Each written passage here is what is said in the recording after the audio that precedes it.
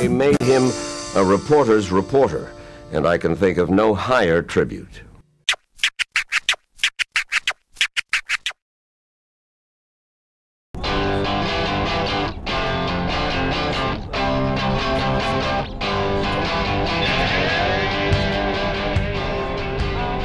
We just started our journey to interview Melissa Sue Robinson, a transgender woman running for mayor in Nampa, Idaho. It was early in the morning, and Peter seemed to be the only one who was energized and ready to go for our 6-hour road trip. Getting his beauty sleep. He needs to be ready for tomorrow, this big interview. I'm so pumped for this interview. Because I'm so shocked that she just started talking to me on Facebook. She sort of started talking to me on... Did you see that? Bleh. We all know that you're special and she's talking to you on Facebook. Yeah, I know. I'm surprised. I'm drooling. I'm so pumped for this interview. I'm surprised. I was not expecting people to just be so open to talking on Facebook. It was really nice. Very nice person. Called me at 6 in the morning a couple days ago. I haven't seen 6 in the morning in months, and I don't want to ever again.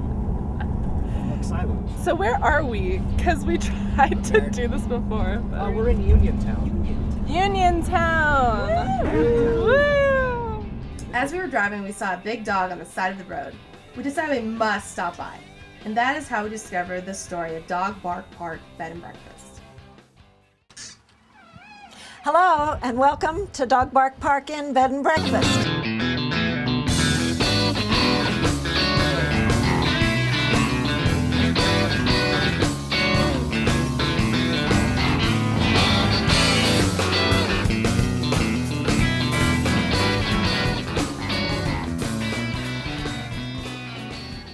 It's really a love story. And I met Dennis. He was already carving dogs at that time, had no retail location. And then by envisioning a future together, then we realized that two of us have different talents and we can grow the artistic endeavors in a different way. And that's really where the dream of Dog Bark Park came. I wanted to change careers and wanted to carve, thought I could carve, and wanted to create a niche that was different than carving bears. And I like dogs a lot and started carving dogs, and it worked. We started construction of it in the fall of 1999.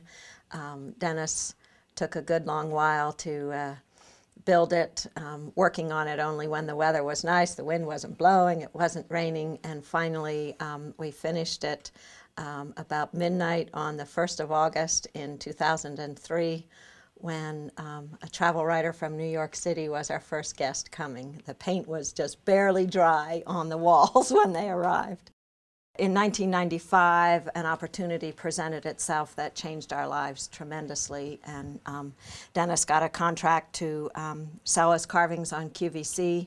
That was an infusion, a big infusion of cash, which enabled us to buy land, enabled me to move to Idaho and give up my office job and join him in the business. It wasn't a great moment that I had to say, let's build a big dog. It was just seemingly regular business. The first big dog got some media attention. We were able to be successful in garnering attention. We thought maybe a bigger dog would do even better. You'd see it better, and intended to build a big dog, but the beginning plans were just for a dog that would be a billboard. You wouldn't be able to go in, it wouldn't be a building.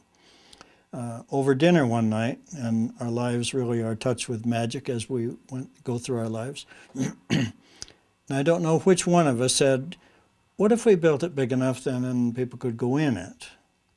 During dinner that night, and sketches on the napkin that we didn't save, it was decided I would build it big enough and just expand the width of it to be a bed and breakfast. And I would like to always say that it was a stroke of genius, but I'm puzzled by, if you knew when you were doing it, it was going to be a stroke of genius, then you could claim that.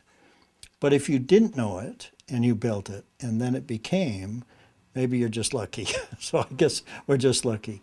But then the plans were done, and drew up the plans and started building. And part of the time in building it was I wanted to enjoy the process of building it. This wasn't a hurry-up project, and the weather had to cooperate, as Francis had mentioned earlier. But I wanted to enjoy the process of doing it, and I did. And it was just great, meaningful work. Anyway, great fun. So it's just a great life for us. One of the things that I think we learned that were we to have written a business plan and a job description, one of the things that we didn't realize that we were doing was that we have an invisible gate out at the entrance of our parking lot, and people that are kind of sour in attitude or angry at the world just don't come in here. So we have the good fortune of engaging with wonderful, fun, interesting people that want to talk about things and are excited. And of course, a lot of the talking is centered around dog stories. And the world comes to us in the middle of nowhere, Idaho, is just something that we're really quite honored to receive visitors just based on what seems like something that comes easy for us, to be bold enough to build a big dog and have the wherewithal to know how to do it. You may have noticed the noble and absurd undertaking sign that I have on the big dog.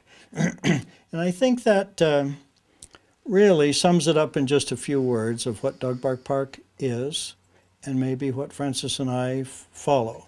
And I hope that in the last day of our lives that we were more noble than absurd. But you would have to agree that building a 30-foot tall dog is slightly absurd. That, we learned, is a large part of what fuels us and has us getting up without an alarm clock, for instance. And obviously, dogs are very significant in our lives. It happens to be some people are horse people or cat people. And for us, dogs kind of accent our personalities, and we endeavor to have that reflect in a lot of the things that we do right here. That really says a lot about what we do and why we do it, because we can touch people, and then they in turn touch us. They touch us a lot harder, I think, than we touch them. But we're on a magic ride that has a lot of different elements to it besides just carving a dog and selling a dog. Where staying in the doghouse or being in the doghouse is a good thing.